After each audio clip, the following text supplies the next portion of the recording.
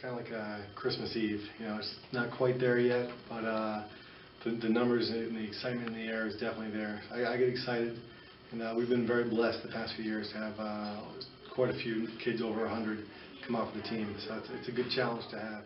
It's a combination of trying to solve some problems. You know, you're always going to have certain situations where we don't have enough helmets or enough shoulder pads, and then it's just you know, with the weather for tomorrow, if you're a washout. We're fine with the rain. I just hope the thunder and lightning stays away. But it'll be a short. Yeah, I think every year we tweak the equipment distribution. We space it out more. You know, we had our juniors and seniors come in first, and then sophomores and freshmen. But the coach is always fantastic. You know, my coaching staff always helps out and does a tremendous job. And it's probably my least favorite day, that and the end of the year when you collect all the equipment. But it's one day closer to actually doing football, so it's worth it.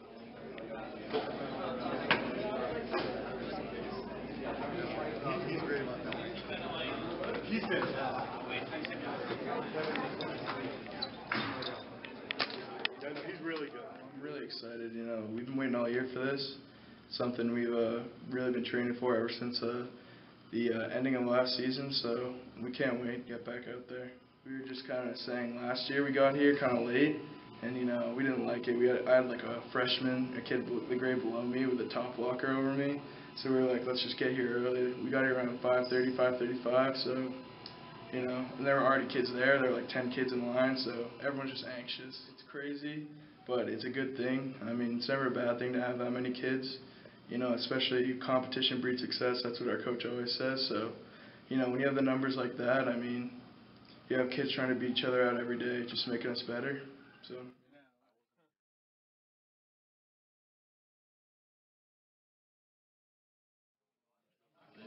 Come on! Wow. We got a first timer over here. First timer.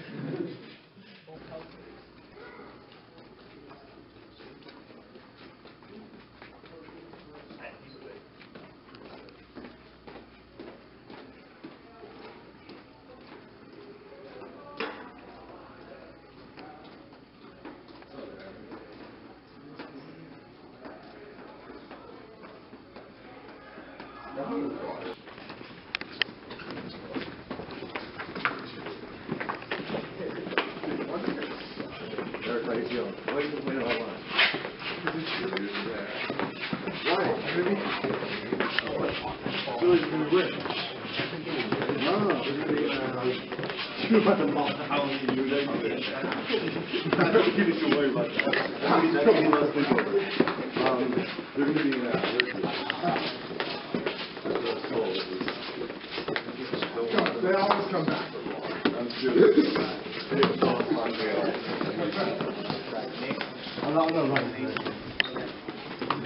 Not you a freshman, sophomore, junior? You are not a freshman. Come and see me. If you are not a freshman, see me. If you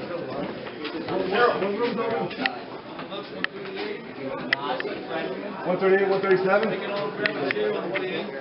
Good.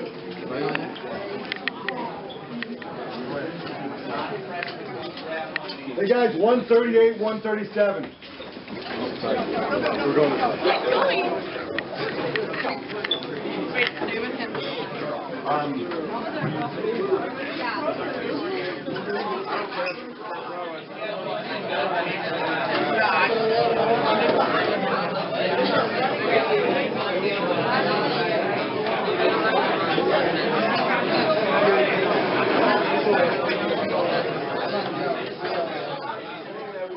myself, but this morning as one of the freshmen, I won't rat him out, was helping me down the hall carrying something.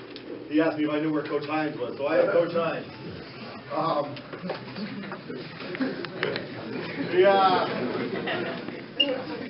The meeting today, guys, listen up. We are going to be outside for our 110 state. We're going to be inside longer than normally planned or expected. I think it's good for a good thing. We have a lot to cover. We want to make sure we have your attention. We have 3 days of doubles, and that's it. We want to make sure you guys and we are as productive as we can be as a program. Okay? Tom O'Rourke, Connor Harrison, Nick Dunn, Adam Stone, Mike Balin, Braden, Colin Cashin, Derek Steele. He's here, he's playing, he's on vacation. Nico, Matt Carroll. Here. Darren. Ken, Matt Thursday. Why not? We weren't handed a winning program. Okay? We came into a brand new program, and we and you guys have built this program. All right? What you see to my right over here, your left, it's going to be hard for some of you guys to see it. I'll tell you what it says if you can't see it on the wall there. All right? My first year as head coach, we lost every game. We got our teeth kicked in every game. We got embarrassed every game. And the greatest success that year was the following year we had over 20 more kids come out. That means the kids were buying, kids you don't even know, a lot of you, were buying what we were selling, all right? They bought into what we were trying to build here at Bedford High School. Every week, week after week after week after week, we get our asses kicked. So when we have a tough game and you think coach is being hard on me or I'm not starting, I'm going to walk away and quit, you have no idea what the guys before you did and went through. Not starting, a lot of them. Getting their tails kicked every week and still coming back for more. Year 2, we won 2 games. Year 3, we were 5-4. Fourth year, we went to the Division III state championship, and we're good enough to host it here at Bedford High School. We got destroyed, but we hosted it. Year after that, we got bumped up to Division II. Best player moved to Texas. Biggest player was out with double knee surgery. We went to Division II first year and went to the state championship and lost by a touchdown to win a cut it. Last year, got bumped up to Division I, beat perennial powerhouse Pinkerton 14-12, and ended up going to 7-2. It didn't make the playoffs. It's our own fault, but we didn't make the playoffs by 4 points, essentially. It's the same, but it has the same effect on me. It's just good to hear it again, get you amped up for the season. It's great for the younger guys that are just coming up, either from 8th grade or freshmen, but it's really kind of just reiterating what we're trying to do here. Housekeeping paperwork stuff. Coaches are coming around and passing out a player's code of conduct. You can start to read it yet. You don't have to. Do not sign anything yet. Thank you. Make sure everyone gets one. Take one here.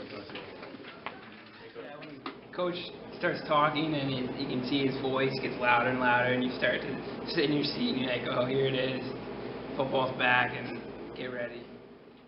When you have to work for something, you realize, you know what, I don't want coaches on my staff, our staff, that aren't all in, that don't want to be here. And I am surrounded, thank God, with tremendous coaches. You realize I don't want 140 kids in our program and 50 of them just want to wear the jersey because they look nice. Some of you guys are going to quit, possibly today. Some of you guys are going to quit a week from now. I respect that. It's not for everyone. Football is not for everyone. If you do quit, have character about it. Don't let me find out from your teammates that you're done. Come with everything washed, everything ready, hand it back and say, Coach, it's not for me. Then you can come every Friday night and see us kick ass. Okay? But if you're going to quit, do it with character and don't have us chase you down. Is that clear? Yes, Coach. Part of it, I think, is just who I am. I get all fired up about it. I think that's the main reason. Maybe subconsciously also, I want them to know what they bought into, what they signed up for. I asked the kids, you know, you heard me, it's not for everyone. You know, football is definitely a sport that's not for everyone. But for the kids that believe it's for them, I want them to know that this is something we're passionate about. Do social media. How many of you guys are on Twitter, Facebook, Instagram, one of those things? I am too, and I love it. You know what? Last year from Pembroke, the Gatorade Player of the Year had his title stripped from him because he puts up on Twitter about another program or whatever it is, or we beat them or we lose to them. And you complain about them, their coaches, the officials. That's going to represent our entire program. And you better believe, having a Penn State just a week or two ago, there was a scholarship pulled from Penn State because of someone that was already given a full scholarship put on Twitter. So if you have social media, that's great. Have fun with it. Okay? Be smart with it. Realize that what you put out there is out there forever. You guys are not stupid. Someone takes a screenshot, you think you deleted it, it's there. So be smart with social media. Speak for itself, because you guys are all role models. We've said it before. I think especially the coaches that teach here.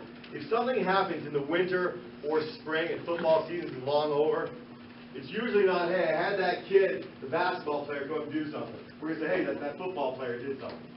Okay? You're known as football players. No matter how many sports you play, you are known as football players. So realize you are an example and a role model in this community. Number 8, there will be a travel squad.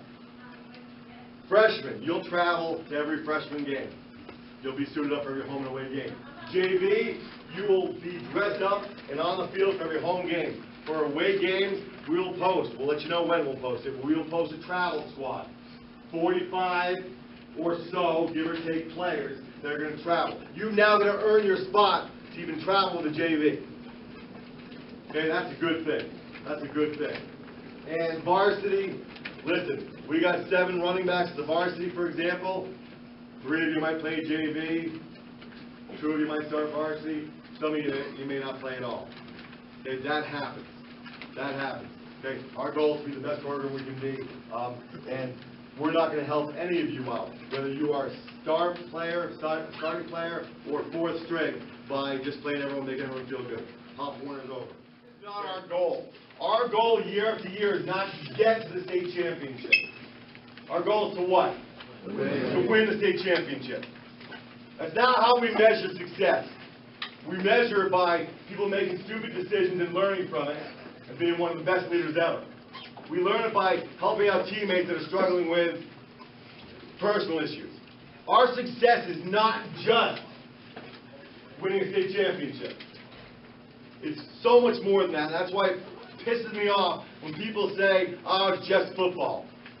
This has never been just a game for any of the coaches and for most of you in this room. If the guys are new to it, you're going to realize that you're part of something bigger than you've ever realized. It's more than just a game. Tommy O'Rourke, Michael Bayless, Eric Glassman, Colin Cashin are 4 captains that your returning players voted for. As a coaching staff, when we saw the names, we all smiled and said, outstanding. Yeah, like turn around in the classroom, I look at all the kids, it kind of shocked me, and I noticed that I gotta really do my job here, and a lot of kids look up to me, and all the captains, and especially when we were out doing on the practice field doing drills and stuff, just looking behind me and all the kids watching us practice, just like I gotta be the best I can be. But you guys voted these guys for captains, and we support them and thrill that it's captains. Okay, so one more time, give them a hand.